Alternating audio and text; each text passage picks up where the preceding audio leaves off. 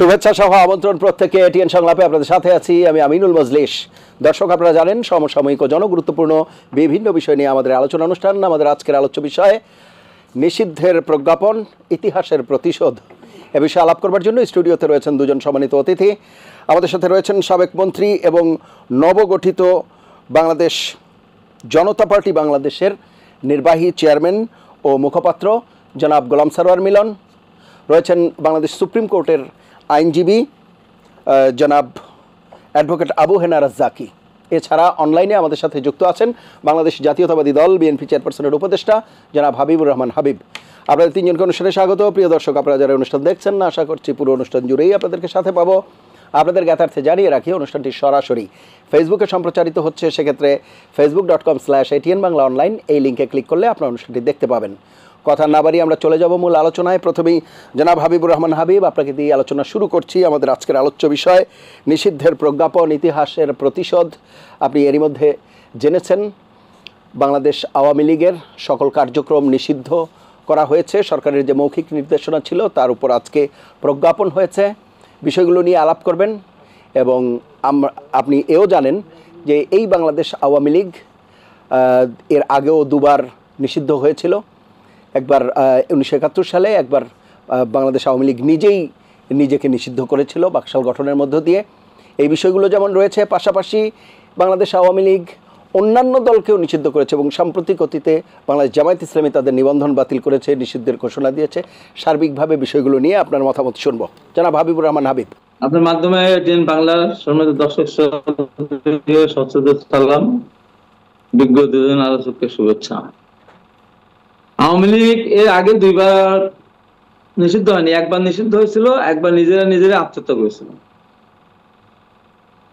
71 সালে নিষিদ্ধ হয়েছিল, সেটা অন্যায়ভাবে সেটা পাকিস্তান সরকার করেছিল। 75 সালের যে বাকশাল হওয়ার পরে আওয়ামী লীগ নিজেদের দলকে অস্বীকার করে বাকশাল প্রতিষ্ঠা করেছিল। আর অতি সম্প্রতি গত 24 সালে আমরা জামাত ইসলামকে তারা নিষিদ্ধ ঘোষণা করেছিল। এখন তারা নিষিদ্ধের বেড়াজালে আটকে গিয়েছে। এখন এই দায় কার? আওয়ামী লীগ যে নিষিদ্ধ ঘোষিত হলো, এই দায় কার? এই দায় তো 100% আওয়ামী লীগের। এটা ইতিহাসে কত বড় নির্মম ব্যাপার যে আওয়ামী লীগ মহান স্বাধীনতা যুদ্ধের সময় নেতৃত্ব দিয়েছিল। সেই আওয়ামী লীগ বাংলাদেশের মাটিতে 53 বছর পর নিষিদ্ধ হলো। এমন ভাবে নিষিদ্ধ শুধু হয়নি, আওয়ামী লীগের একজন এমপি, মন্ত্রী, বড় কোন নেতাকে রাস্তাঘাটে দেখা যায় না। তারা সদল বলে দেশ ছেড়ে পালিয়েছে। এরকম ভাবে এরকম পরিণতি কারো হয়েছে বলে আমার মনে হয় না। যে একটা দলে শুধু নেতারা না, সেই দলের সমর্থিত ব্যবসায়ী, শিল্পী, সাহিত্যিক, মানে বাইতুল মুকাররমের মসজিদের খতিব পর্যন্ত পালিয়ে গেছে। আমার এই আওয়ামী লীগের পক্ষে কত কথা বলতো। একজন শেখ হাসিনা আছেন, মাননীয় প্রধানমন্ত্রী এটা করেছেন, সেটা করেছেন। আমরা যাই বলি না কেন, মাননীয় প্রধানমন্ত্রীর পক্ষেই থাকতে হবে, উনি বঙ্গবন্ধুর কত কথা। এখন সেসব লোকগুলো এখন ঘুরে ধরেছে, তারাও এখন সাথে নাই। একসময় এদেশের ব্যবসায়ীরা কি বলেছিল যে আপনার সাথে আমরা আছি, থাকবো না, ছিলাম, মরণের পরেও থাকবো। এখন তাদের একটাকেও দেখা যাচ্ছে না। এই যে আওয়ামী লীগ নিষিদ্ধ হলো, এই নিষিদ্ধ হওয়ার জন্য দায়ী তারা। শুধু নিষিদ্ধ হওয়ার জন্য দায়ী তারা নিষিদ্ধ হলে বাংলাদেশ রাজনীতি আজকে অন্যদিকে চলে যাচ্ছে। জনাব হাবিবুর রহমান হাবিব, যে কথাটি আপনি বলছিলেন যে বাংলাদেশ আওয়ামী লীগের কার্যক্রম নিষিদ্ধ হওয়ার বিষয়, এই জায়গাতে আপনার কাছে মনে হয় কিনা যে এখানে কি জনপ্রত্যাশার প্রতিফলন ঘটেছে? না, জনপ্রত্যাশা এখন বর্তমান পরিস্থিতিতে জনগণের কত সংখ্যক জনগণের প্রত্যাশা, সেটা হিসাব না করে বলা যায় যখন আওয়ামী লীগ নিষিদ্ধ ঘোষণা হওয়ার পরে বা আওয়ামী লীগের কার্যক্রম নিষিদ্ধ হওয়ার পর মাঠে একটি লোক নেই যে কিনা বলেছে বা বলার সাহস করে দাঁড়িয়ে বলতে পারে যে আওয়ামী লীগের কার্যক্রম নিষিদ্ধ ঘোষণা করাটা সঠিক না, এই কথাটা বলার লোক একটাও বাংলাদেশে এই মুহূর্তে নেই। যে যে সেটা ঠিক কারণে আছে, কিন্তু আবার প্রশ্নটা এই জন্য, জনাব হাবিবুর রহমান হাবিব, আমার প্রশ্নটা এই জন্য, এটি যদি প্রত্যাশার প্রতিফলন ঘটে থাকে, তাহলে যেটি বলা হচ্ছে বিভিন্ন মহল থেকে যে এনসিপি সহ বিভিন্ন রাজনৈতিক দল শাহবাগে যেই দাবি নিয়ে গেল, বড় রাজনৈতিক দল বিএনপি সেই জায়গায় যায়নি, সেইগুলোর কি কোনো ব্যাখ্যা আছে? হ্যাঁ, বিএনপি যাবে কেন? আমি তো 2-3 দিন বললাম তো মিডিয়াতে, গতকাল 2-3টা মিডিয়াতে বলে আসে ঢাকাতে। হ্যাঁ, কেন বিএনপি যাবে? বিএনপি যখন বিএনপি তো জনগণের দল। হ্যাঁ, বিএনপি তো জনগণেরই দল, সুতরাং শাহবাগে যাবে কেন? আমরা শাহবাগে যাবো কেন? এই এই সরকার আমাদের রক্ত, আন্দোলন, শ্রম, ঘামের বিনিময়ে সরকার, আমাদের সরকার। তা আমাদের সরকারকে দাবি শাহবাগে যাবো কেন? জনদুর্ভোগ সৃষ্টি করতে যাবো কেন? রাস্তাঘাট বন্ধ করতে যাবো কেন? কেন যাবো? আমাদের সরকারকে আমরা বলবো সরকার আওয়ামী লীগের নিষিদ্ধ ঘোষণা করে দেবে, তো সেখানে গিয়ে জনগণের দুর্ভোগ সৃষ্টি করতে যাবো কেন? সেখানে আমরা যাইনি, এবং আমাদের দাঁড়া সঠিক আছে। সরকার এখন নিষিদ্ধ ঘোষণা করেছে, আমরা সমর্থন দিয়েছি, আমাদের দলের পক্ষ থেকে পরিষ্কার অভিনন্দন জানানো হয়েছে। 2013 সালে যখন গণজাগরণ মঞ্চ হলো, কিভাবে শুরু করে ইমরান এই সরকার, ওই একটা সরকার, এই একটা সরকার, ভারত থেকে লোক আসা শুরু করে দিল। আরে এই তামাশা করার দরকার ছিল? এই যে 1 মাস 2 মাস ধরে রাস্তা বন্ধ, গণজাগরণ মঞ্চ সৃষ্টি করে ওই কাদের মোল্লার ফাঁসির রায় কার্যকর করতে হবে বা যাবজ্জীবন থেকে ফাঁসির দণ্ডিত করতে হবে, নাটক দরকার ছিল? আজকে আওয়ামী লীগ নিষিদ্ধ হচ্ছে এই শুধু অপকর্মের কারণে, ওটা নাটক ছিল। আওয়ামী লীগ চেয়েছিল তাদের ফাঁসি, তো 1 মাস 1.5 মাস ধরে শাহবাগে ওই নাটক করার কোন দরকার ছিল? বলে দিতে পারতো তারা। এখন তেমন এই সরকারকে আমরা ধন্যবাদ জানাচ্ছি এই কারণে, এটা আমাদের সরকার। আমাদের সরকার কাছে যারা মনে করেছে শাহবাগে গিয়ে আমার দাবি জানাতে, তারা শাহবাগে গিয়েছে। আমরা মনে করছি যে আমাদের শাহবাগে বলার দরকার নেই, আমরা এমনি বললে হবে, আমাদেরটা সঠিক, তাদেরটাও তারা মনে করছে তাদের দৃষ্টিতে সঠিক। কিন্তু গণজাগরণ মঞ্চ যেটা ছিল সেটা সঠিক ছিল না। তখন তো সরকার, আওয়ামী লীগের সরকার, তাদের সরকার, এমএলএ সরকারের সরকার ছিল। সেটা নাটক করলো কেন? দেখে রাস্তাঘাট বন্ধ করে নাটক করেছিল কেন সেই সময়? হোটেল থেকে খাওয়ার দেওয়া, এই দেওয়া সেই দেওয়া, টাকা দেওয়া, পয়সা দেওয়া, সারা দিন রাত দিন নষ্ট হবে, কি দরকার ছিল? নাটক ভালো না। এবং সেই সময় ওই ফ্যাসিস্ট প্রধানমন্ত্রী কি বলেছিলেন? আমার মন চায় শাহবাগে যেতে, কিন্তু প্রধানমন্ত্রী থাকার কারণে যেতে পারছি না, বুঝলেনি? ইন্ডিয়া থেকে লোক দেখতে আসতো, শাহবাগ মনে হয়েছিল তাদের হলো তীর্থভূমি। এই যে নাটক করলো তারা, নাটক করে জনদুর্ভোগ তারা সৃষ্টি করে দীর্ঘদিন ধরে। এখন কই সেই গণজাগরণ মঞ্চের লোকেরা? কই এখন? একটা মঞ্চ করুক তো, এখন এসে বলুক না আওয়ামী লীগ নিষিদ্ধ হবে কেন, আমরা আছি, আমরা কই? সেটা চলে গেল কই? সেই দুষ্কৃতিকারে গেল কই? সেই ফ্যাসিস্টে গেল কই? তাই বলছি যে এখন এই আওয়ামী লীগের রাজনৈতিক কার্যক্রম নিষিদ্ধ করা, আওয়ামী লীগকে নির্বাচনে আসতে না দেওয়া, শুধু আওয়ামী লীগ না, আওয়ামী লীগের সাথে যে 14 দল ছিল, 14 দলের দোসর, জাতীয় পার্টির 2 অংশ, রসনের এবং নাম জিএমকে গ্রেপ্তার করা উচিত। সে যে সমস্ত অবৈধ কথাবার্তা বলছে, সে তো ফ্যাসিস্ট দোষর, সেই দোষর হয়ে সে এখন বড় বড় কথা বলা শুরু করেছে। আমার পরিষ্কার বক্তব্য, আওয়ামী লীগের সাথে 14 দল এবং জাতীয় পার্টির উভয় অংশ, এই দুইটাকেই আপনার এদের নিষিদ্ধ ঘোষণা করা দরকার। তো এরা যদি না থাকতো, 17.5 বছর আওয়ামী লীগ অত্যাচার করতে পারতো না, এই নির্মম ভাবে দেশ শাসন করতে পারতো না, আর এদের কারণে আওয়ামী লীগের এই পরিণতি হতো না। আওয়ামী লীগ এত ফ্যাসিস্ট হতো না, তাহলে আওয়ামী লীগ আজকে দেশে থাকতে পারতো, আওয়ামী লীগ নেতাগুলো দেশে থাকতে হতো। এই যে আওয়ামী লীগের নেতাগুলো উচিত এদেরকে ধরে ধরে বিচারের আওতায় নিয়ে এসে দেওয়া, যে তোদের কারণে তোরা আমাদের উস্কেছিস, তোদের কারণে আজকে আমাদের পরিণতি আমরা বুঝতে পারি না, তোরা আমাদের বুঝতে দিস না। এই হলো অবস্থা। তাই আমি মনে করি আমি আসবো এখন জন্ম আকাঙ্ক্ষা, জাতীয় পার্টির 2 অংশ, 14 দল সহ আওয়ামী লীগ নিষিদ্ধ হোক। আগামী দিন আর বাংলাদেশের রাজনীতি আওয়ামী লীগ নির্বাচন করতে না পারে, তার মানুষকে তারা ভোট দিতে দেয়নি, অতএব তাদের ভোটের মাঠে আসারও কোনো অধিকার নেই। অসংখ্য ধন্যবাদ জনাব হাবিবুর রহমান হাবিব। আমি আবারও আসবো আপনার কাছে। জনাব গোলাম সারোয়ার মিলন, যে বিষয়টি আমরা আলাপ করছিলাম, যে নিষিদ্ধের প্রজ্ঞাপন, ইতিহাসের প্রতিশোধ, সার্বিকভাবে বিষয়গুলো নিয়ে আপনার মন্তব্য শুনবো। ধন্যবাদ আমার প্রিয় সঞ্চালক আমিনুল মজলিস ভাই আপনাকে, এবং আমার সাথে উপস্থিত আমার প্রিয় অ্যাডভোকেট আবু হেনা রাজ্জাকি ভাই এবং হাবিব ভাই, সবাইকে এবং অগণিত দর্শক শ্রোতাকে প্রীতি শুভেচ্ছা জানিয়ে আমি আপনার কথার প্রসঙ্গে যদি আসি, যে আওয়ামী লীগকে নিষিদ্ধ করা হয়েছে এবং এটা কিন্তু কার্যক্রম নিষিদ্ধ কার্যক্রম নিষিদ্ধ করা হয়েছে এবং ট্রাইব্যুনালের উপর যে অধ্যাদেশ সংশোধনী করা হয়েছে, ট্রাইব্যুনাল সিদ্ধান্ত নিতে পারবে দলকে নিষিদ্ধ করা যাবে কি যাবে না।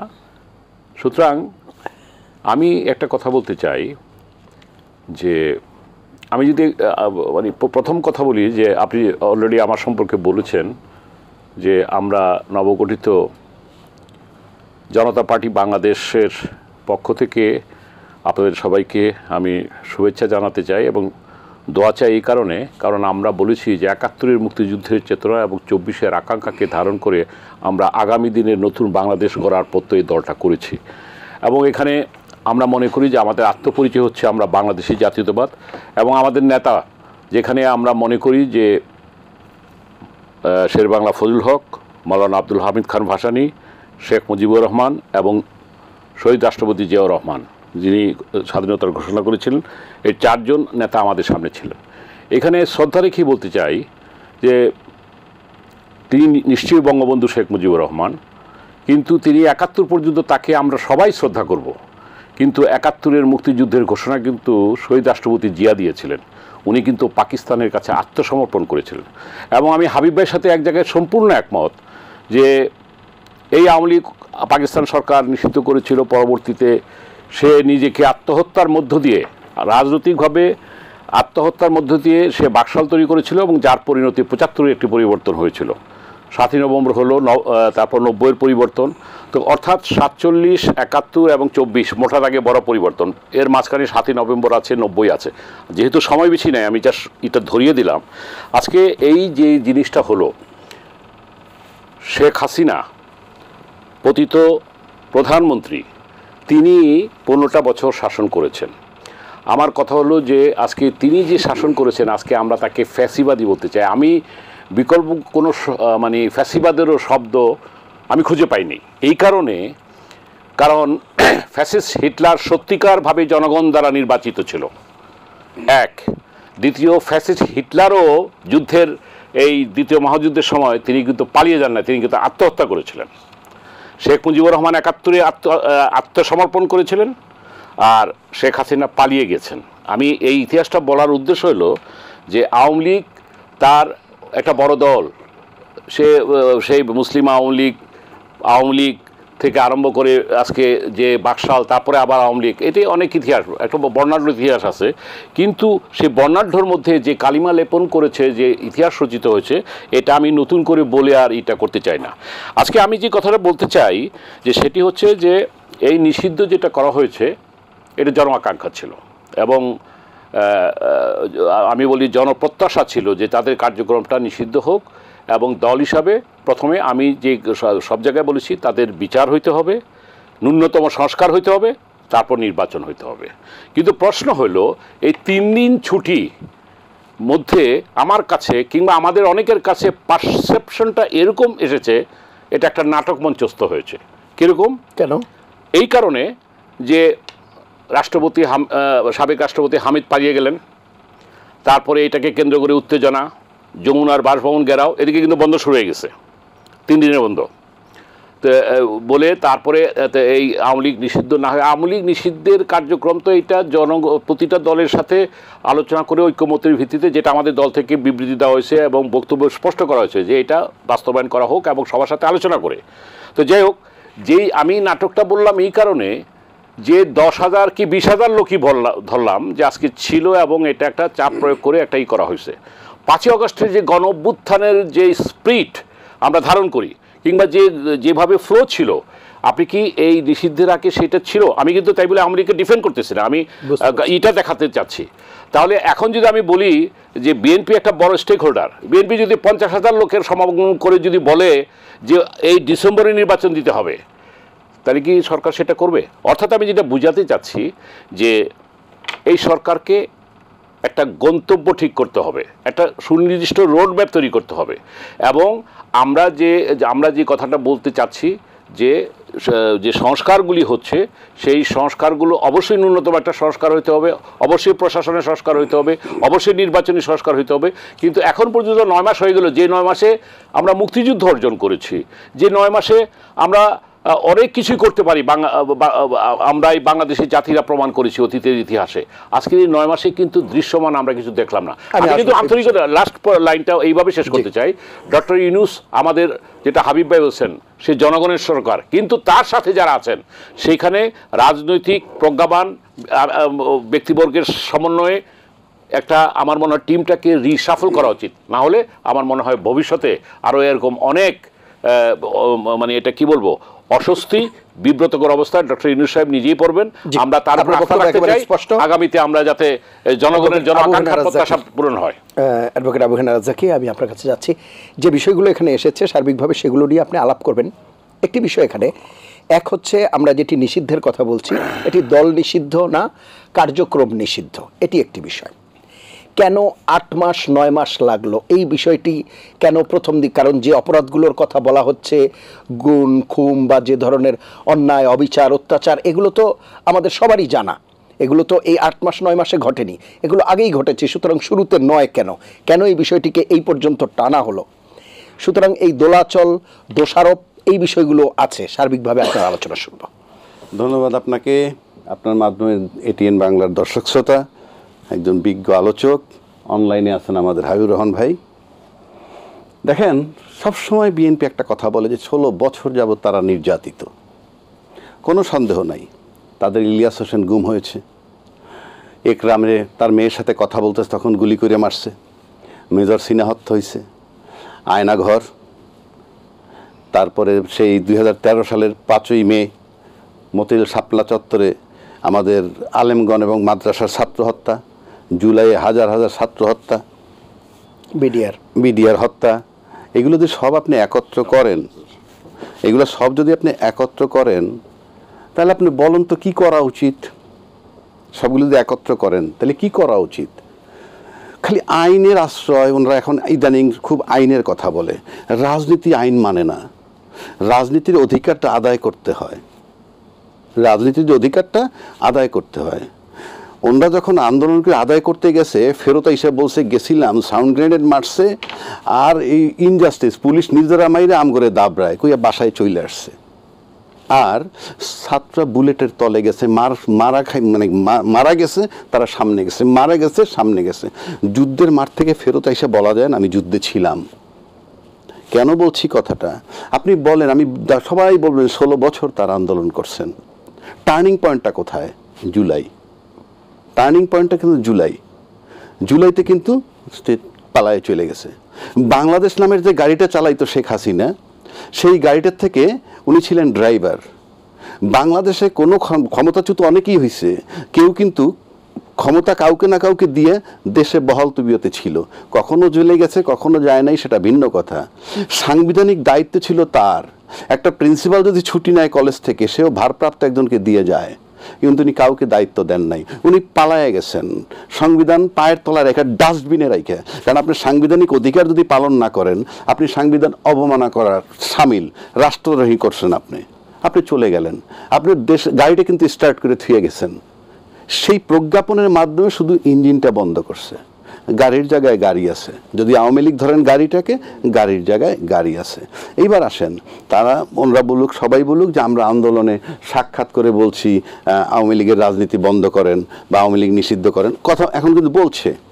কিন্তু ছাত্ররা যখন মাঠে আন্দোলন করেন, তার পাশাপাশি আমরা প্যারালাল বক্তব্য পাইছি। যেমন গয়েশ্বর রায় বলছে আজকে যদি আওয়ামী লীগ বন্ধ হয়ে যায়, নিষেধ হয়ে যায়, কালকে বিএনপিকেও নিষেধ করতে পারে, তার মানে আমি নিষেধে যাব না। সেকেন্ড আসেন, তার কয়েকদিন 2 দিন আগে রিজভী সাহেব বলছেন যে আওয়ামী লীগে যারা ক্লিন ইমেজের আছেন তারা বিএনপিতে যোগ দিতে পারেন।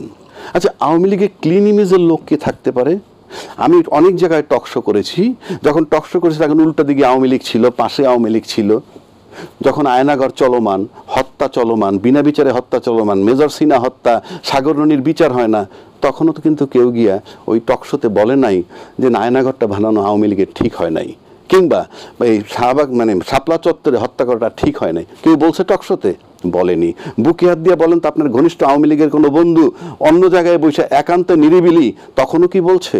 তার মানে কি, যা তার নেতারা করছে সেটাকে আওয়ামী লীগের সবাই সমর্থন করছে, কাজে ক্লিন ইমেজের কেউ নাই।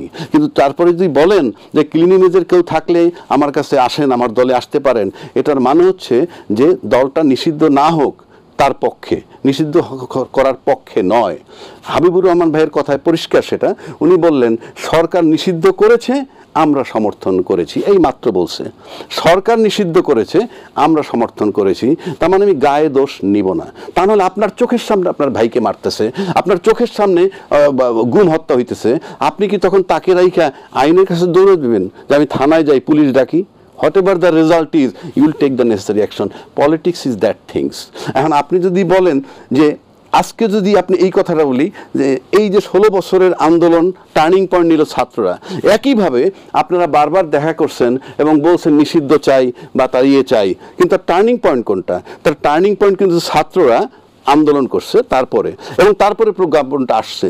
যদি এটাকে এখন তাদের কেন আন্দোলন করতে হলো? কারণ এটা তো কোনো ফ্যাসিস্ট সরকার না, এটা যেহেতু তাদের জনপ্রত্যাশার প্রতিফলন, আমি সেই সরকারকে বললেই তো হয়। হ্যাঁ, আমি সেটাই বলছি, এই সরকারকে তোমরা বইলে আসছে, সবাই প্রত্যেকেই তো বললো যে বইলে আসছি, তো বইলে আসছে করতেছে না। একটা প্রসেসের মধ্যে হয়তো হতো কখন? আপনি বিচার করবেন, আবার বলছে বিচার ত্বরান্বিত করতে হবে, তা বিচার ত্বরান্বিত করতে হলে তাদেরকে নিষেধ করতে হয় কার্যক্রম। সুতরাং আপনারা বইলে আসছেন কিন্তু এক্সিকিউশনে ছাত্র গেছে, আবার বলতেছেন এটা নাটক। নাটক হোক, ফলাফল তো আপনিও নিচ্ছেন।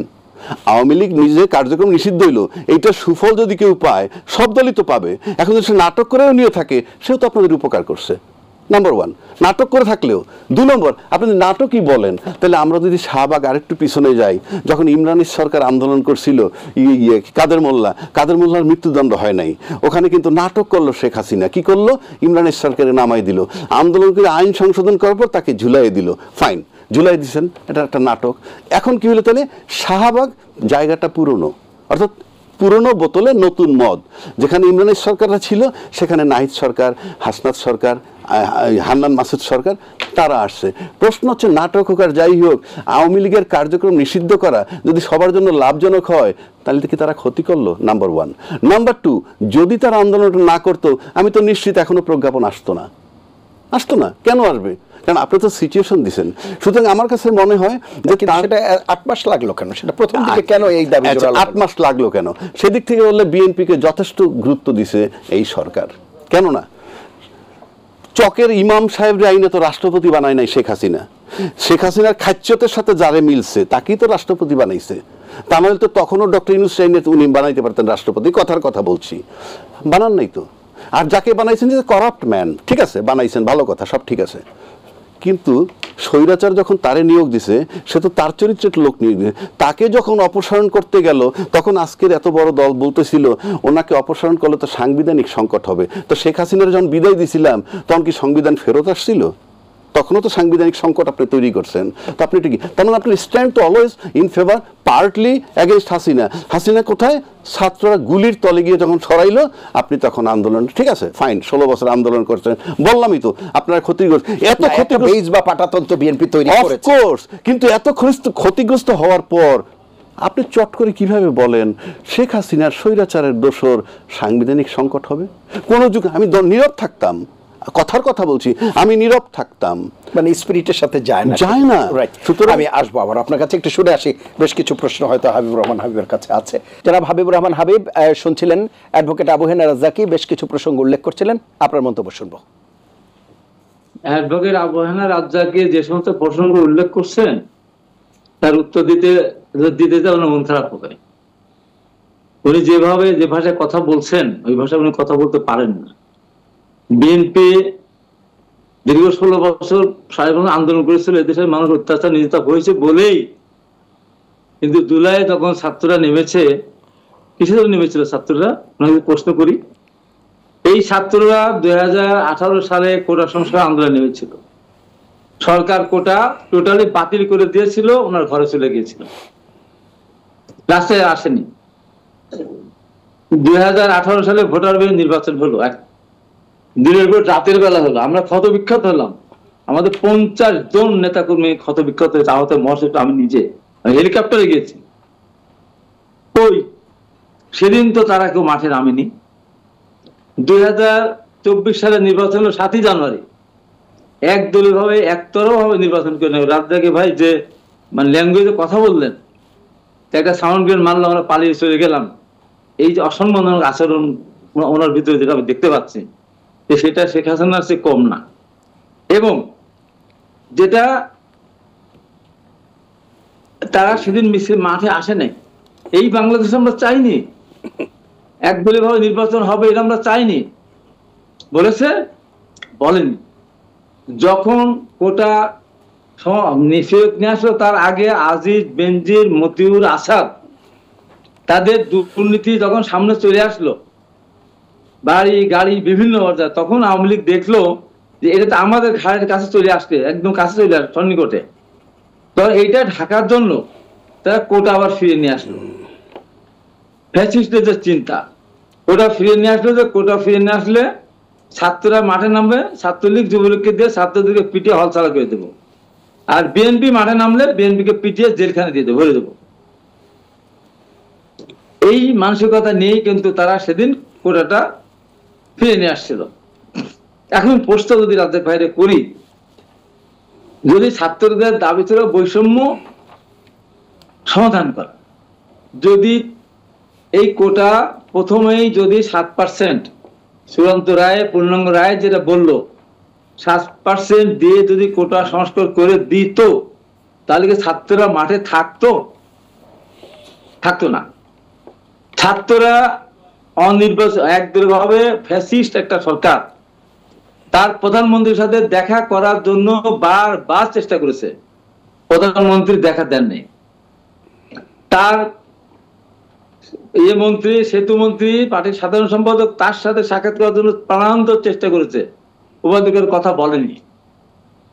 আজকে রাজ্জাকি ভাই যে ফ্যাসিস্ট রাষ্ট্রপতির কথা বললেন, ফ্যাসিস্ট দ্বারা নির্বাচিত দুর্নীতিবাজ একজন ব্যক্তি, তার সাথে শেষ পর্যন্ত তারা গিয়ে স্মারকলিপি দিয়ে আসলো। যখন স্মারকলিপি দিতে গেল, তখন কি রাজ্জাকি ভাই বলেছিলেন এই তার কাছে কার কাছে যাচ্ছ, ও তো একটা দুর্নীতিবাজ মানুষ, স্মারকলিপি দিয়ে আসলো। তারপরে আবু সাইদ শহীদ হওয়ার পর থেকে আন্দোলন, আবু সাইদ ওয়াসিম চিটাগাং হলো, শহীদ হওয়ার পর থেকে রাজনীতিটা অন্যদিকে আসা হলো। তখন কি একবার বলেছে যে আমরা সরকারের পতন চাই? একবার বলেছে যে আমরা 72 সালের সংবিধানকে ছুঁড়ে ফেলে দেব? একবার বলেছে আমরা কে গণপরিষদ নির্বাচন করব আন্দোলনের শেষে? একবার বলেছিল যে আমরা সরকার পতনের পরে রাষ্ট্রীয় ক্ষমতা যাব? বলেছিল আমরা দল গঠন করব? না, কোনোটাই বলেনি। দেশের মানুষ অত্যাচারিত ছিল, নির্যাতিত ছিল, দেশের দ্রব্যমূল্যের ঊর্ধ্বগতি ছিল, গুম খুন বিভিন্ন কারণে মানুষ সরকারের বিরুদ্ধে অতিষ্ঠ ছিল। রাজ্জাকি ভাই কথাটা বললেন, কষ্ট লেগেছে। এই যে শহীদের তালিকা যদি আপনি দেখেন, আমরা শহীদের ভাগ করতে চাই না, এর ভিতরে বিএনপি, ছাত্রদল, যুবদল, স্বেচ্ছাসেবক দল, বিভিন্ন যারা রিক্সা মানে আমাদের শ্রমিক দল, এদের সংখ্যা কত? এদের সংখ্যা 700-র কাছাকাছি। এবং আহত সংখ্যা কত? কয়েক হাজার। গ্রেপ্তার সংখ্যা কত? সবার চেয়ে বেশি 5 থেকে 7 হাজার। ত্যাগের কথা কিন্তু রাজ্জাকি ভাই বলেছেন, না না, বিএনপি নির্যাতিত হয়েছে সেটা কিন্তু বলেছেন। বলতে পারেন না, এইভাবে বলতে পারেন না। আমি 90-এর আন্দোলনের নায়ক, আমি জিয়াদের লাশ নিয়ে গিয়েছিলাম, সেদিন আকাশে মেঘ ছিল না, আমি বজ্রপাতের কথা বলেছিলাম যে সরকারকে উৎখাত না করে ঘরে ফিরে যাবো না। আমি কি দাবি করবো যে আমি 90 সালে 10ই অক্টোবর জিয়াদের লাশ নিয়ে গিয়েছিলাম, হ্যাঁ আমি এই 10 তারিখ থেকে আমরা আন্দোলন করে এর সাথে পতন ঘটিয়েছি? না, এই আন্দোলন 82 সালে যেদিন সামরিক স্বৈরাচার একটা সংসদ ভেঙে দিয়ে ক্ষমতা দখল করেছিল, সেই দিনই ঢাকা বিশ্ববিদ্যালয়ের ছাত্ররা মিছিল করেছিল। তারপরের দিন 25-26 তারিখ বিএনপি যেতে পারে না সংগত কারণে, যেহেতু তাদের কাছ থেকে ক্ষমতা কেড়ে নিয়েছিল। সেদিন আওয়ামী লীগ জাতীয় স্মৃতিসৌধে গিয়েছিল, আর্মিরা পিটিয়ে আওয়ামী লীগের অনেক নেতাকে আহত করেছিল। ওই দিন থেকে আন্দোলন শুরু হতে হতে দীপালি সাহা, জাফর, জয়নাল, লাস্টে সেলিম, দুরাত থেকে শুরু রাফুন, বসুমিয়া, তারপরে ডাক্তার মিলন, নূর হোসেনের সেই স্বৈরাচার মুক্তি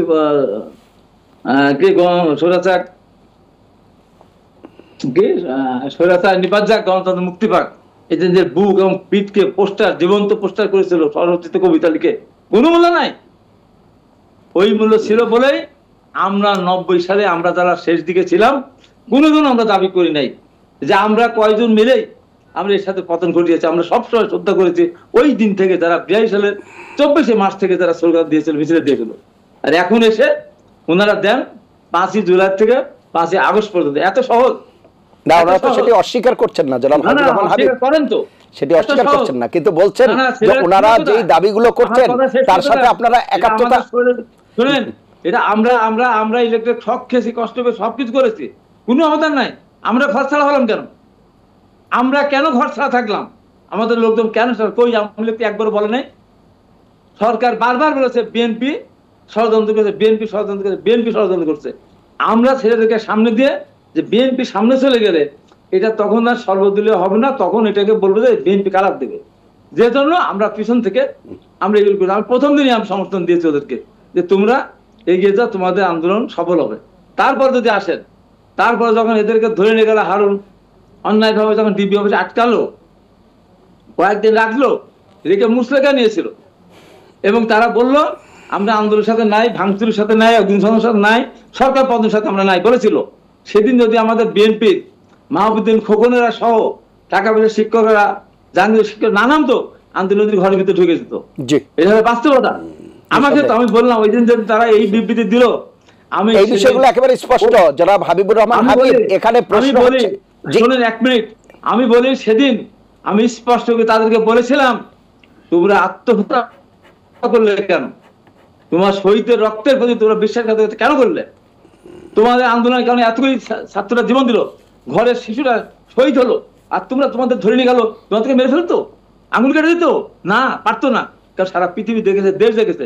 আমাকে তো সেই সময় এরশাদ সাহেব, এখানে মিলন ভাই তখন ছিলেন, এরশাদ সাহেব মন্ত্রী ছিলেন, এরশাদ সাহেব তখন আমাকে এমন জায়গাতে প্রস্তাব দিয়ে 5 মিনিট বলবো, যা আমি চাবো তাই দেবো, টাকা, গাড়ি, মন্ত্রিত্ব যা চাবো তাই দেবো, দালালকে যেমন ইয়েকে যেমন দিয়েছিল। এই অবস্থা, আমি তো রাজি হই না। লাস্টে বলছিল, অসংখ্য ধন্যবাদ জনাব হাবিবুর রহমান হাবিব। এই বুলেট আমি খাইতে রাজি। জনাব হাবিবুর রহমান হাবিব, আপনার বক্তব্য একেবারে স্পষ্ট। আমি যে বিষয়টি বলছি, একটু যেখানে সেখানে আমাকে গুলি করে গুম করে বেয়ার লাশ বানাই দিতে পারতো। জনাব হাবিবুর রহমান হাবিব, একটু শুনতে হবে, আজকে এই সমস্ত নিয়ে আমাদের ব্যাংক করে কটাক্ষ করে আর উস্কে দিয়ে দেশকে কোথায় নিয়ে যাচ্ছে হিসাব করে যে কোথায় গেছে। আজকে আমি আইন শৃঙ্খলা আপনার বিষয়টি শুনুন, আপনার বিষয়টি একেবারে স্পষ্ট। ধ্বংস হয়ে গেছে, এইভাবে উস্কালে তাই হবে। জনাব আবু হেনা রাজ্জাক কি সেই বিষয়গুলো ব্যাখ্যা দেবেন? আমার বক্তব্য হচ্ছে, উনি যেটি বলছেন যে বিপ্লব পূর্ববর্তী সময়ে বিএনপি সহ অন্যান্য যারা ছাত্র বৈষম্য বিরোধী ছাত্র আন্দোলনে যারা ছিল, প্রত্যেকের ভিতর যেই একাট্টা ভাব ছিল, যেই মানে একতাবদ্ধতা ছিল, সেই বিষয়টি বিপ্লব পরবর্তী সময়ে যে মত পার্থক্য তৈরি হচ্ছে, প্রতিটা ক্ষেত্রে বলা হচ্ছে যে বিএনপি বিভিন্ন বিষয়ে যেই ধরনের একটা মনোভাব নিয়ে এগিয়ে আসবার কথা, সেই জায়গায় যখন একটা ভাটা পড়ছে, একটা টান পড়ছে, তখনই প্রশ্নগুলো আসছে। সেটি কেন? আমি দিয়ে দিই, জি প্লিজ। বিএনপি একটা দায়িত্বশীল দল, তার রাষ্ট্রীয় ক্ষমতা ছিল, আমরা কার পিছনে দৌড়াবো? যেসব দল রাজনৈতিক যারা নিবন্ধিত না, তাদের পেছনে তারা বলবে, তাদের পেছনে আমরা দৌড়াবো? আমাদের নিজের সাক্ষী, আমরা তো এই দেশে, আমি তো রাজসাক্ষী, যেদিন 90 যেদিন এই শাহাবুদ্দিন সাহেবকে যেদিন অস্থায়ী রাষ্ট্রপতি বানানো হলো বা নির্বাচন সরকার প্রধান বানানো হলো, আমি তো 2 নেত্রীর সাথে যোগাযোগ করেছি, কে চায় কে না চায়। শেষ পর্যন্ত যখন শেখ হাসিনা রাজি হলো, বেগম খালেদা রাজি হওয়ার পরে, তারপরে শাহাবুদ্দিন সাহেব বাদ সাধলেন যে আমি হতে পারি রাষ্ট্রপতি, আমাকে আবার প্রধান বিচারপতি আসনে ফিরে আসতে দিতে হবে, যা পৃথিবীতে আর কোনো নেই। সেটা রাজি হলাম সব মিলিয়ে। আমরা তাই বলেছিলাম, এই যে রেজওয়ানা হাসান চৌধুরী, ওনার কি অবদান আছে দেশে? ওনারা বলে বসে আমরা যা চাই তাই হবে। ছাত্ররা বলে বসে বিএনপি যদি হুমকি দিল, বিএনপি যদি রাষ্ট্রপতির অপসারণের ক্ষেত্রে যদি মানে সম্মতি না দেয়, বিএনপির বিরুদ্ধে বিএনপিকে বয়কট করা হবে না। এত বড় সাহস, এত বড় সাহস! 2024 সালে নির্বাচন হতো, সেই নির্বাচনে বিএনপি 250 বেশি আসন পেত, তার দুধ সহ। আর সেই বিএনপি বলে আমরা বয়কট করতে বলবো। শাহবাগে এই যে কথাগুলি, জাতীয় গণপরিষদ নির্বাচন কোনো ভোট হবে না, তারপর কি বলে স্থানীয় সরকারের আগে কোনো নির্বাচন চাওয়া যাবে না, সব সংস্কার করব, সব বিচার করব। কতদিনে বিচার করবেন? কতদিনের সংস্কার? আমি বলেছিলাম, একটু শুনে আসি। আমার দল বলেছে আজকে না। জনাব হাবিবুর রহমান হাবিব, আপনি বলবেন, আমি আবার আসবো আপনার কাছে, একটু শুনে আসি। আলোচকরা রয়েছেন এখানে, জনাব গোলাম সরোয়ার মিলন, যে বিষয়গুলো এখানে এসেছে তার পাশাপাশি নির্বাচন প্রসঙ্গ এসেছে, সংস্কারের প্রসঙ্গ এসেছে, এই বিষয়ে আপনার বক্তব্য শুনবো, এরপরে আমরা আবু হেনা রাজ্জাকের কাছে যাব। এ বিষয়ে বলার আগে আমি হাবিব ভাই এবং রাজ্জাকি ভাই যে কথাগুলি বলেছেন, আমি এখানে কোনো তর্কে যেতে চাই না, একটু মূল্যায়নে যেতে চাই। যে যেভাবেই বলুক, এই ছাত্ররা কিন্তু গোলটা করেছে। একটা দলে যখন যে গোল করে, পিছন থেকে পাস করে তারপরে সে গোলটা করে, গোলদাতারই নাম হয়। 15 বছর ধরে বিএনপি একটা বড় রাজনৈতিক দল এবং আওয়ামী লীগের বিরোধিতা করে তাদের কারা নির্যাতন করেছে, তারা নির্যাতিত হয়েছে, এটা তো ইতিহাস, এটাতে অস্বীকার করার উপায় নেই। কিন্তু এখন ছাত্রদের এটাকে অবজ্ঞা করার কোনো কারণ তারা না, এটা আমি আমার অবস্থান থেকে বলতেছি। আজকে জুলাই সনদটা বাস্তবায়ন হয় নাই, ছাত্রদের এটাকে মূল্যায়ন করতে হবে, 24-এর আকাঙ্ক্ষাকে ধারণ করতে হবে। আমি প্রথমেই বলেছি আমরা 71-এর মুক্তিযুদ্ধ এবং পাশাপাশি আমি 7ই নভেম্বর 90-এর কথা বলি গিয়ে আমি বলছি 24-কে ধারণ করতে হবে। আমরা যদি 24-কে ধারণ না করতে পারি, ছাত্রদের মূল্যায়ন না করতে পারি, তাহলে এটা ভুল হবে। পাশাপাশি এটাও বলেছি যে যেটা উনি বললেন যে নাটক কেন বলবেন, নাটকটা এই কারণে বলবো কারণ যে কোনো একটি সিদ্ধান্ত সদিচ্ছা প্রয়োজন। যেখানে এই 9 মাস আগেই যদি যেই কারণটা দেখিয়ে করেছে, তখন কি 9 মাস না হয় 6 মাস আগে, না হয় 3 মাস আগেও তো এটা করা যেত। এই জনদুর্ভোগ ঘটিয়ে যেটা সিদ্ধান্ত নেওয়া হলো, এই কারণেই রূপক করতে আমি কথাটা বলেছি যে এই জিনিসটা উনি যেটা বলার চেষ্টা করেছেন, এখানে আমি ওনার এই জায়গাটায় একটু বিনয়ের সাথে দ্বিমত করতে চাই যে জিনিসটা আগে যে পলিটিক্যাল উইল, পলিটিক্যাল কমিটমেন্ট কিংবা একটা সদিচ্ছা, এটা কিন্তু প্রদর্শন করতে পারতো। কারণ এটা ডক্টর ইউনূস সাহেবের মতো একজন জন আকাঙ্ক্ষার প্রতিনিধি হিসাবে যিনি আছেন, তার সাথে হয়তো আশেপাশে যারা আছেন, আমি মনে করি না তারা সবাই একটা এটাকে কি বলে খুব যোগ্যতা এবং এটা তারা দেখাচ্ছেন। সেখানে আরও যেটা আমি আগে বলে গেছি যে আরও অনেক লোক থাকতে পারতো। তো যাই হোক, আমার কথা হলো কি যে আজকে আমরা সহমত, দ্বিমত, একমত থাকবেই। আমরা তো আর বাকশাল করবো না যে সব একমতে থাকবো, আমাদের দ্বিমত থাকতেই পারে। হাবিব ভাইয়ের অবস্থান থেকে যা বলেছেন ঠিক বলেছেন, উনি যা বলেছেন ওনার অবস্থান থেকে ঠিক বলেছেন। আমি একটা কথা বলতে চাই, বিএনপি একটা বড় দল। আজকে দেখেন, আমি খুব এটা আমার নিজের অবস্থান থেকে বলছি, বিএনপির যেমন শহীদ রাষ্ট্রপতি জিয়ার যে সততা ছিল, যে দেশপ্রেম ছিল, বাংলাদেশি জাতীয়তাবাদের যিনি জনক, যিনি দেশকে উপহার দিয়েছিলেন, সেই যে রাজনীতি, ভারতের আধিপত্যবাদ, ভারতের বিরুদ্ধে অবস্থান নিয়ে একটা রাজনৈতিক দল করা, তখন আমি জাতীয়তাবাদী ছাত্র দলের আমি প্রতিষ্ঠাতা প্রেসিডেন্টদের মধ্যে একজন, নির্বাচিত প্রেসিডেন্ট। আমরা সেদিন ঢাকা বিশ্ববিদ্যালয়ের স্লোগান দিতাম, রুশ ভারতের দালালেরা হুঁশিয়ার সাবধান।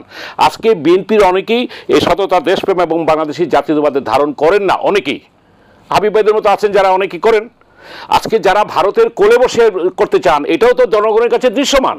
আজকে আমরা সেই ভারতের আধিপত্যবাদ থেকে আজকে আমাদেরকে স্বাধীনভাবে আমাদেরকে সেভাবে থাকতে হবে, এবং সেইটা যদি আমরা না থাকতে পারি, তাহলে আজকে একটা কথা বলেন মজলিস ভাই, কতগুলি রক্ত, কয়টা গণ অভ্যুত্থান করলে এদেশে আমরা একটা নতুন রাজনৈতিক বন্দোবস্ত বলি কিংবা সংস্কার বলি কিংবা সত্যিকারভাবে একটা নির্বাচন বলি, যে তিনটি নির্বাচন হয়েছে, সেই তিনটি নির্বাচনে 3টা প্রজন্ম ভোট দিতে পারে নাই। সেখানে উনি জাতীয় পার্টির কথা বলেছেন, অবশ্যই এই জাতীয় পার্টি যারা নির্বাচন করেছে কিংবা তাদেরকে ক্ষমা চাইতে হবে, আমি স্বীকার করি। আজকে 18 সনে যে বিএনপি কৌশলগত কারণে হোক, তারা তো নির্বাচনে অংশগ্রহণ করেছিল, তারা তো 7 জন এমপি হয়েছিল। আজকে এই আত্মসমালোচনার জায়গায়, আজকে সেই আত্মোপলব্ধির জায়গায় রিকনসিলিয়েশন করতে হবে, যার যে ভুল আছে স্বীকার করতে হবে।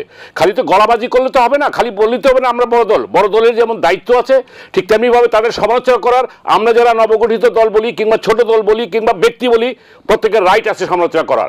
এবং আমরা যদি মনে করি আওয়ামী লীগ যেভাবে ফ্যাসিবাদের মতো আচরণ করত, আজকে আমরা যদি মনে করি যে বিএনপি ক্ষমতায় আসার আগেই আজকে পার্সেপশনটা কি হয়েছে, আজকে কেন্দ্রীয় নেতৃত্ব বারবার করে বলার পরও দখলদারি, চাঁদাবাজিকে বন্ধ করা গেছে, বন্ধ করা যায় নাই। তাহলে এটার জন্য তো আমরা নিশ্চয়ই বিএনপি কেন্দ্রীয় নেতৃত্ব দায়ী করবো। আমি সেটা শেষ করছি, আজকে বিএনপিকে আজকে সেই জায়গায়, সেই আস্থার জায়গায় আজকে বিএনপি, আবারও বলছি, বিএনপি কিন্তু সবচেয়ে বড় স্টেক হোল্ডার। বিএনপি আগামী নির্বাচনে বিএনপি ক্ষমতায় আসবে, কিন্তু বিএনপিকে আজকে সেই জায়গায় অ্যাকোমোডেট হইতে হবে এবং সেখানে তারা সবাইকে সেই এটাকে কি বলে দৃষ্টিভঙ্গি কিংবা ইতিবাচক ভূমিকাটা থাকা উচিত বলে আমি মনে করি। অসংখ্য ধন্যবাদ জনাব আবু হেনা রাজ্জাকি। আমি সিম্পলি একটু জবাব দিই কিছু কথার। জি প্লিজ। যেটা আমি বললাম যে নাটকের কথা, আমি কিন্তু ওটা কিন্তু টিজিং করি। আমি বলছি যে নাটকও যদি হয়, ফলাফলটা ভালো পাইছি এবং সেটার ফলাফল সবাই ভোগ করবে। সুতরাং এটা যদি প্ল্যান করে নাটক করা হয়, তাও তো রেজাল্টটা পাইলাম। জি। এখন একটা কথা আসছে, 3 মাসে কেন এটা হইল না? আপনি যখন 5ই আগস্টের ঘটনা ঘটে যাও, তখন কিন্তু এমন কোনো সেক্টর নাই পরদিন বলে নাই আমরা সবাই ছিলাম, কিন্তু তার আগের পরে স্টেটমেন্ট যে যত কথা বলুক আমাদের মনে আছে।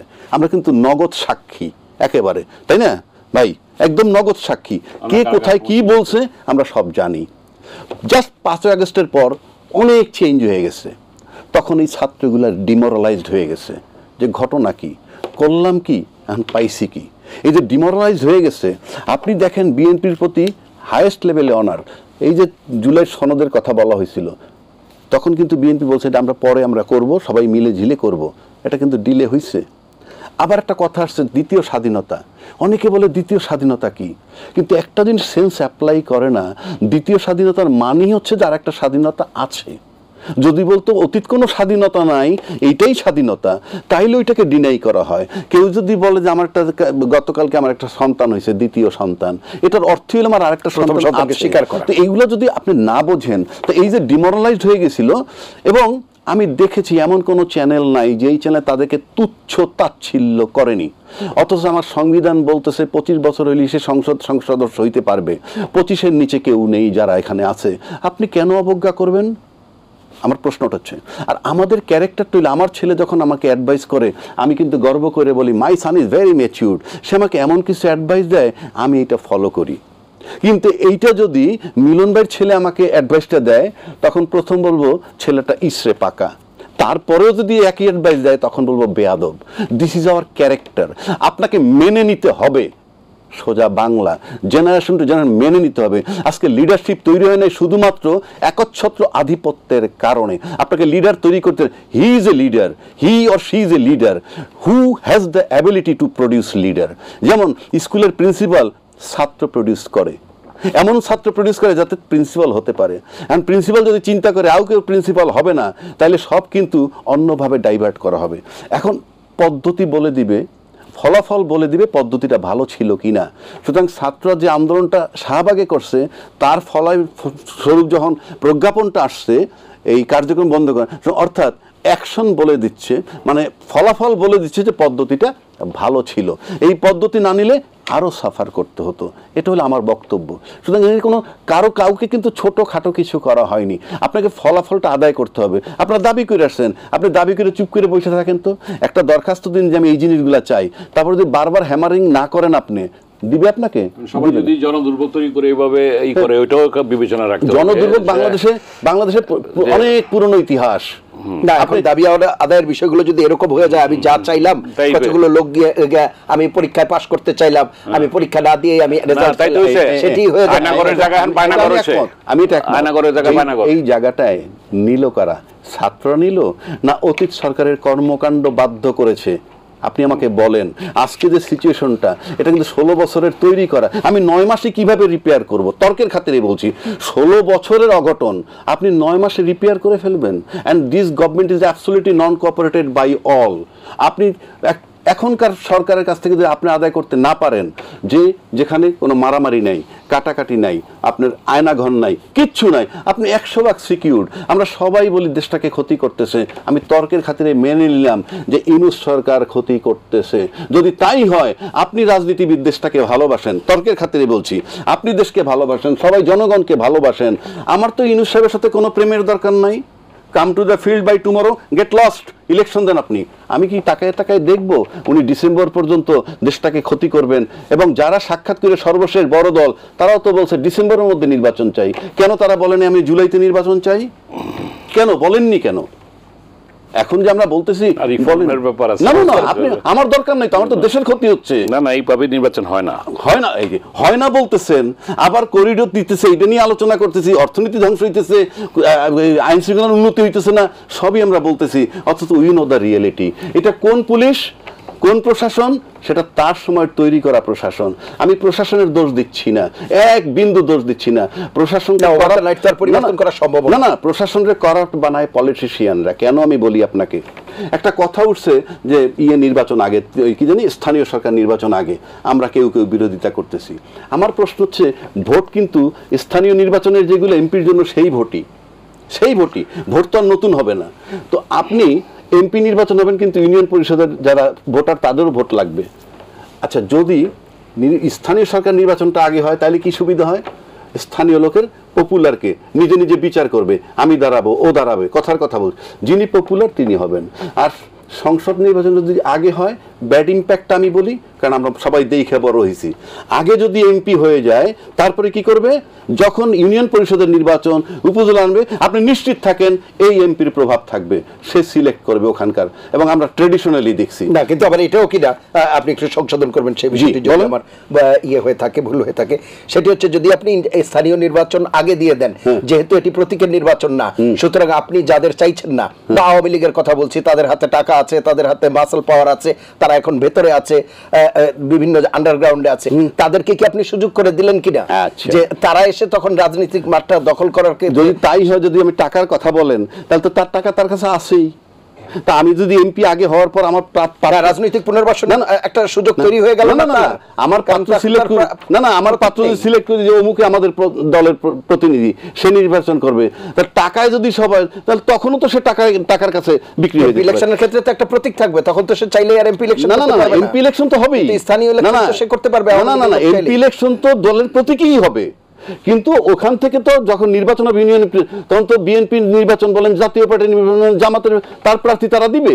কিন্তু যখন এমপি হওয়ার পর সিলেক্ট হয় তখন এমপি, উপজেলা চেয়ারম্যান এবং ইউনিয়ন চেয়ারম্যান তিনজন মিলে বাংলাদেশ 300 টুকরো হয় এক একজন এমপির জন্য, আমার দেখাও রাজনীতি বলতেছি, এবং এই 300 এমপির এক একটা এলাকার মালিক হয়ে যান, এবং এমপি, উপজেলা চেয়ারম্যান এবং ইউনিয়ন চেয়ারম্যান তিনে মিলে প্রশাসনের কাছে কি হয়ে যান, প্রশাসন থাকেন এই বিদ্যমান ব্যবস্থাগুলো সংস্কারের জন্য তো এত কথা। হ্যাঁ, যদি তাই হয় তাহলে আপনি সেই সংস্কার করেন, সময় দেন। এবং এর মধ্যে বিএনপির পক্ষ থেকেও তো 31 দফা একটা সংস্কার কর্মসূচি দেওয়া হয়েছে।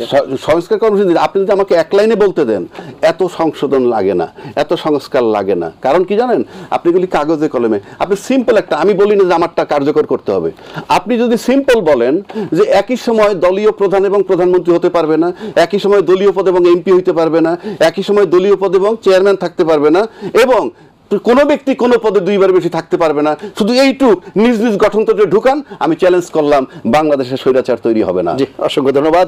আমরা জনাব হাবিবুর রহমান হাবিবের কাছে যাব, আমাদের শেষ করতে হবে। জনাব হাবিবুর রহমান হাবিব। না, আমি এই যে অযথা যে আমার রাজজাকি ভাই তর্কটা করলেন আপনার সাথে, স্থানীয় সরকার নির্বাচনের প্রতীক নেই, দরকার নেই, আর জাতীয় সংসদ নির্বাচন প্রতীক থাকবে, আওয়ামী লীগ তো নির্বাচনে আসতেই পারবে না, তোর কাছে টাকা থাকলে বা কি না থাকলে, তাহলে তো ভালো, এক কথা উত্তর। সেই জন্য স্থানীয় সরকার নির্বাচনে হলে আওয়ামী লীগের অনেক সমর্থক আছে যারা নাম তাদের ইতে নেই, কমিটিতে নেই। একটা ইউনিয়নে, একটা ওয়ার্ডে নির্বাচিত খুব বেশি লোক লাগে না, বেশি ভোট লাগে না। ওই যে আওয়ামী লীগ সমর্থিত মনে মনে আওয়ামী লীগ, সে যখন দাঁড়াবে, আর চিহ্নিত বিএনপি, চিহ্নিত জামাত, চিহ্নিত এনসিপি যখন দাঁড়াবে, ওই আওয়ামী লীগের লোকজন কিন্তু ওই যে নাম নাই যার কোথাও, তার পক্ষে যা ভোট দিবে, টাকা পয়সা সব দিয়ে। এখন এই যে এতগুলো ওয়ার্ড, হাজার হাজার ওয়ার্ড, এই ওয়ার্ডে 2, 4, 5,000, 10,000 তারা নির্বাচিত হবে না, এই গ্যারান্টি কে দিল? 4,500 ইউনিয়নে ওই যে এরা তো চিহ্নিত, এরা বিএনপি করে, এরা করে, এদের ভোট দেন, তারা ওই লোকটাকে আওয়ামী লীগের লোক, আওয়ামী লীগ সব তো দেশ থেকে চলে যায় নাই, ভোট কেন্দ্রে তাদের দাওয়াটা ঠেকাতেও পারবে না, ভোটের সময় সেন্টার মারতেও পারবে না। অনেক নিরীহ আওয়ামী লীগ আছে, তারা ভোটটা দিয়ে দেবে, স্বতন্ত্র যে প্রার্থী চেয়ারম্যান থাকবে, এইগুলি চিহ্নিত দলের নেতা, এর বাইরে তখন তাকে ভোট দিবে, তখন 2,000 চেয়ারম্যান 1,000 হয়, 500 হয়, এরা তো তখন দাঁড়ায় যাবে। এইভাবে যদি পৌরসভায় দাঁড়ায় যায়, এই জন্য আমরা বলছি যে আওয়ামী লীগকে ওইভাবে সামনে দিকে আসতে না দেওয়ার কারণেই আগে জাতীয় সংসদ নির্বাচন হওয়া উচিত। তাহলে জাতীয় সংসদে আওয়ামী লীগ নির্বাচন অংশগ্রহণ করতে পারবে না। আমি প্রথমে ছাত্রলীগকে নিষিদ্ধ করতে হবে, সেদিন আমি আওয়ামী লীগকে কেন নিষিদ্ধ করতে হবে বারবার আমি বলেছি। তারপরে 36 থেকে আমি যখন বললাম, আমার বিএনপি কিন্তু প্রত্যেকজনই আওয়ামী লীগ নিষিদ্ধ ঘোষণা করে চেয়েছে। বিএনপি বারবার যেটা বলে, বিএনপির কথাই তো আসতেছে, বিএনপির কথাতেই তো আসতেছে। এটা আপনার, এটা কোর্টের মাধ্যমে যেটা ফ্যাসিস্ট দল হিসেবে প্রমাণিত হয়েছে, আন্তর্জাতিকভাবে স্বীকৃতি লাভ করেছে, এটা ফ্যাসিস্ট গণহত্যা বিচার হচ্ছে, সেই দলকে নিষিদ্ধ ঘোষণা করা কোর্টের জন্য কোনো ব্যাপারই না, তারা করে দিবে, চিরদিনের জন্য আওয়ামী লীগ নিষিদ্ধ হয়ে যাবে। এই জন্য শাহবাগে গিয়ে ওই দুর্ভোগ সৃষ্টি করে আমাদের দরকার না। আমাদের সরকার তো, সরকারকে ধন্যবাদ জানাচ্ছে যে 2 দিন 3 দিন দুর্ভোগের পরেই তারা বুঝতে পেরেছে, তারা দাবিটা মেনে নিয়েছে, যেটা আওয়ামী লীগ ধন্যবাদ আপনাদের 3 জনকে অনুষ্ঠানে অংশ নেওয়ার জন্য। প্রিয় দর্শক, এই ছিল আজকের এটিএন সংলাপ। পরবর্তী অনুষ্ঠান দেখার আমন্ত্রণ জানিয়ে বিদায় নিচ্ছি। সবাই ভালো থাকবেন, সুস্থ থাকবেন, আশা করি এটিএন বাংলার সঙ্গেই থাকবেন। আল্লাহ হাফেজ।